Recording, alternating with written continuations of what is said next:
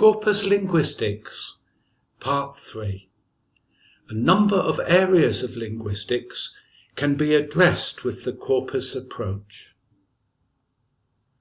In lexicography or dictionary building, we can give examples of real-life use of a word, the relative frequency of the various senses, words which co-occur with the head word called collocations, and the contexts in which words and word meanings are most commonly found.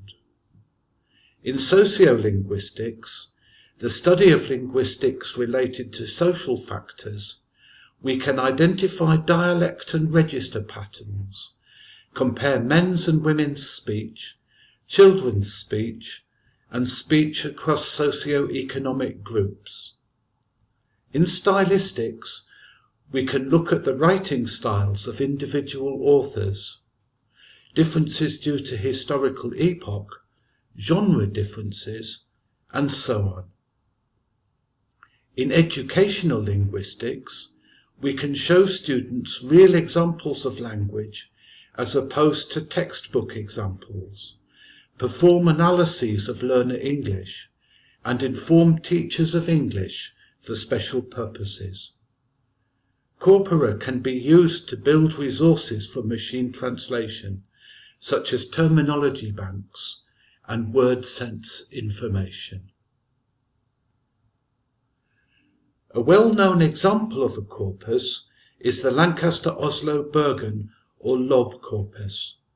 It consists of 500 separate texts of 2,000 words each, making 1,000,000 words in total. These texts are sampled to represent the range of discourse found in the English language. For example, there are 44 texts of press reportage, 27 texts of editorials, 17 of press reviews, 17 about religion, and 36 about skills and hobbies. There are 16 categories in all. The LOB corpus belongs to a family of corpora which are said to be balanced, meaning that they are similarly sampled with respect to the LOB corpus, meaning that they have the same number of each text type.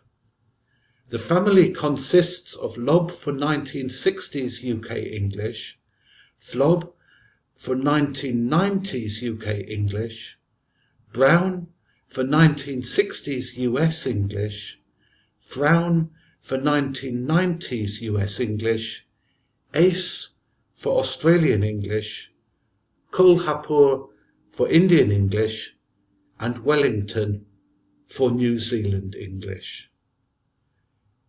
Comparison between these corpora enables one to find the characteristics typical of a language variety, or perform diachronic studies, where a national variety at 2 points in time can be compared to look for language change. A number of computer tools exist for analysing corpora.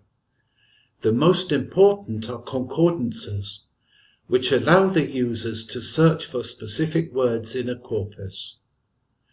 Typical output is the quick or keywords in context corpus. Here, every time the word is found in the corpus, it is printed out on one line with a chosen number of words which precede it and follow it, called the context. Concordances provide frequency information, such as how often is the word found all together, and how often does it take its various meanings. They also enable the analysis of lexical collocations or word-word association patterns. For example, which words commonly occur immediately to the right of the one you were looking for. Have a go doing these sorts of analyses yourself for the word deal in our corpus analysis quiz.